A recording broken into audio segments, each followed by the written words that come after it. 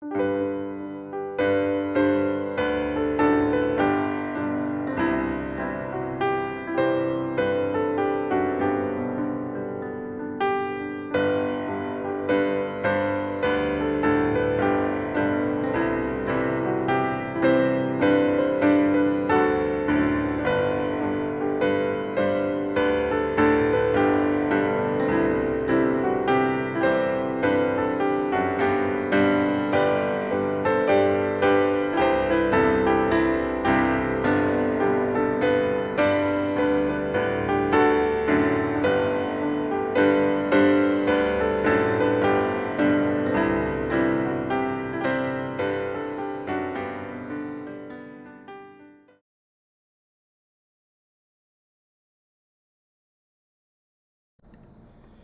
pong mapagpalang biyernes ng hapon sa ating lahat, and welcome to The Word is Not Bound, a ministry of Lead Someone to the Savior, dedicated to share the Word of God with the goal of knowing Jesus Christ more. Our main text for today's devotion is found in the book of Proverbs, chapter 22, verse 6. Train up a child in the way he should go, and when he is old, he will not depart from it. Ang title po ng ating devotion this afternoon, The Fate of a Child's Future. Tayo pong lahat minsan ay naging bata. And lahat po tayo ay nagdaan sa phase na ito sa ating life cycle kasi posible pong skip natin ang childhood phase. And we have all been raised differently. May mga bata na pinalaki ng masisipag na magulang. Ang iba naman ay pinalaki ng mga makadiyos na magulang. Ang iba naman ay mayroong mga expressive na parents kung saan pinapakita nila ang kanilang pagmamahal. Pero meron din po iba na pinalaki na hindi showy o pinapakita yung kanilang pagmamahal hindi sa pamamagitan ng expressions. And of course, meron po mga pinalaki ng bad parents. So, iba-iba po ang pagpapalaki sa atin. Even po yung magkakapatid na meron ng parehong magulang, hindi po sila lumalaki ng pareho. Sapagkat while they're growing up, minsan nagbabago ang parents kung paano sila magpalaki ng bata. And because of this, we grow up having different viewpoints, having different opinions, and having different priorities. And this is one of the things that make us unique.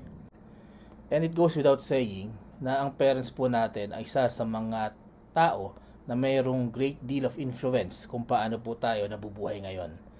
And that is why we should know the heavy responsibility ng isang magulang when it comes to influencing your children, when it comes kung paano nyo palalakhin ang inyong mga anak. Bakit? Kasi sabi po ng Bible sa Proverbs 22:15, foolishness is bound in the heart of a child, but the rod of correction shall drive it far from him. Kaya nga po, minsan hindi ko na maintindihan kung ano yung society na meron tayo ngayon, kung anong klase mga pamilya, modern families that we have today.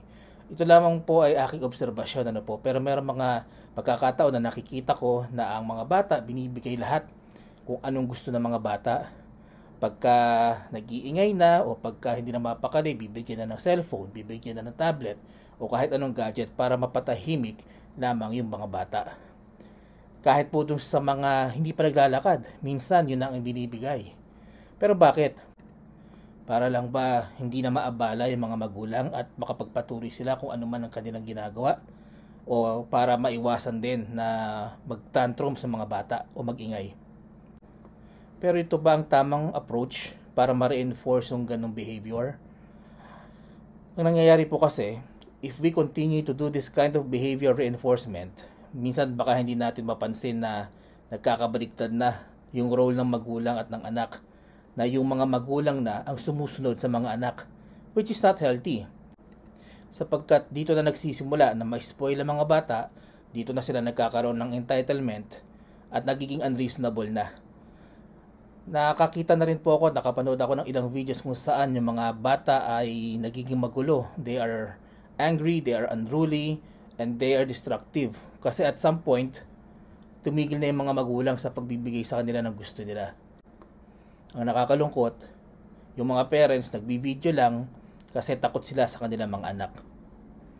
This is what happens when children think that they rule the world and that everyone will give them what they want.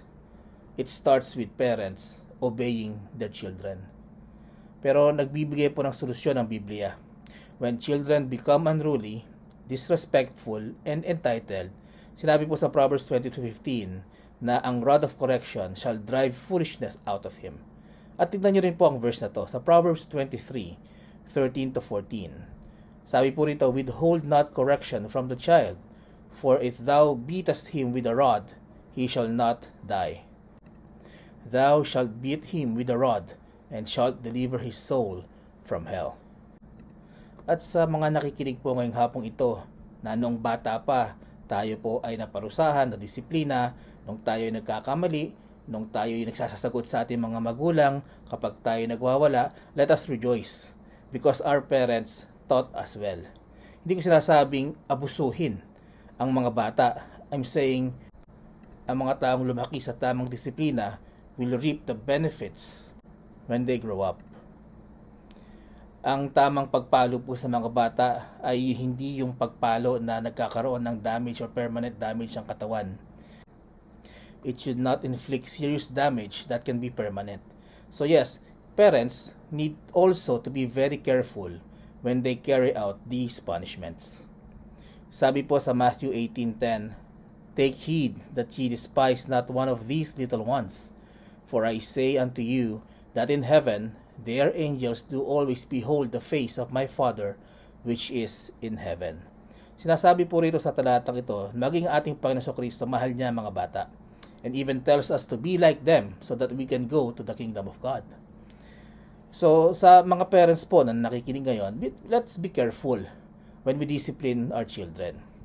Let's not do it out of anger. Hindi dapat dahil galit tayo, hindi dapat inis tayo, hindi dahil kinamumuhian natin sila.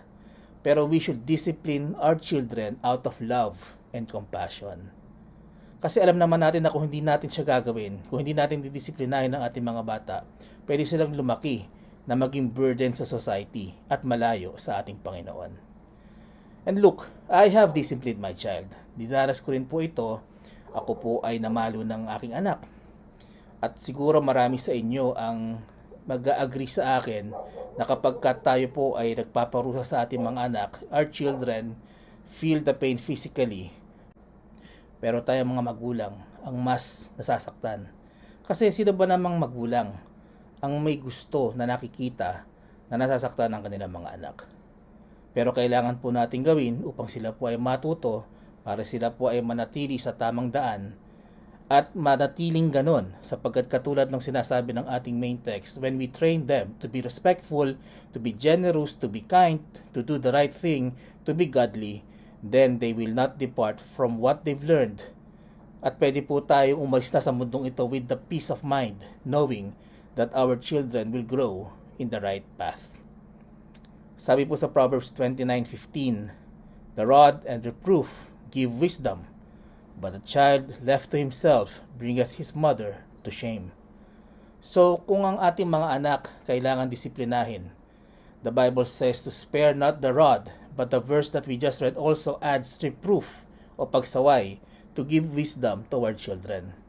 I personally believe na this is important. Bilang magulang, hindi dapat tayo tumitigil pagkatapos natin paluin yung ating mga anak. Dapat pagkatapos natin silang parusahan, we should sit with them, we should talk to them kung ano ba yung reason kung bakit natin sila dinidisiplina. Kung bakit natin kailangan gawin ang bagay na ito. At iparamdam natin sa kanila na hindi ito dahil galit tayo sa kanila. Pero ang hindi natin nagustuhan ay ang kanilang ugali, ang kanilang inasal, o ang kanilang ginawa. So in doing so, yung pain nagre-remind sa kanila na yung kanilang ginawa o behavior ay mali. At ang reproof o ang pagsaway natin at ang pagpapaliwanag natin sa kanila will remind them on the life lessons that we impart to them during these times. At kung ikaw po ay isang mananampalataya saved by the blood of Jesus, remember that we are born into God's family and God becomes our Father in heaven. At tayo po ay ang kanyang mga anak. Sabi po sa Hebrews 12:5-6, And ye have forgotten the exhortation which speaketh unto you as unto children. My son, despise not thou the chastening of the Lord, nor faint when thou art rebuked of him. For whom the Lord loveth he chasteneth, and scourgeth every son whom he receiveth. Dito po sa nabasa natin, na sinasabi po rito na kung paanong tayo dinidisiplina natin ang ating mga anak. Ang Diyos Ama bilang ating Ama sa langit also disciplines Christians here on earth. Na ang mga Kristiyano na medyo lumilihis sa kanyang daan at medyo bumabalik sa kanyang mga kasalanan, yan po ay pinaparusahan din ng ating Panginoon. And when God disciplines us, we should endure and we should accept our mistakes and we should accept our punishment with gratitude. Dapat nagpapasalamat tayo na tayo pinarusahan ng Panginoon. Pero bakit ganun?